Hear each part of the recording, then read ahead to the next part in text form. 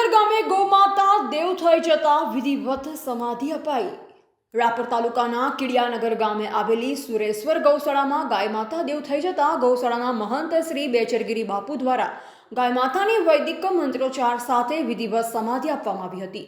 સુરેશ્વર ધામ ગૌશાળાના મહંત શ્રી બેચરગીરી બાપુ દ્વારા 15 વર્ષથી ગાય માતાનું લાલન પાલન કરી રહ્યા હતા। મહંતના પરિવાર દ્વારા પણ ગાય માતાની એક પરિવારના સભ્યની જેમ સંભાળ રાખતા હતા।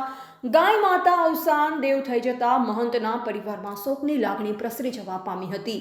તેમજ મહંત દ્વારા સમાધિ સ્થાન પર વનકુટીર બનાવી તેમજ ગૌમાતાની સરસ મજાની મૂર્તિનું અનાવરણ કરવામાં આવ્યું। આ પ્રસંગે બહોળી સંખ્યામાં ભાવિ ભક્તો અને ગ્રામ લોકો દર્શન કરવા માટે ઉમટી પડ્યા હતા। રિપોર્ટર લક્ષ્મણસિંહ જાદવ, રાપર।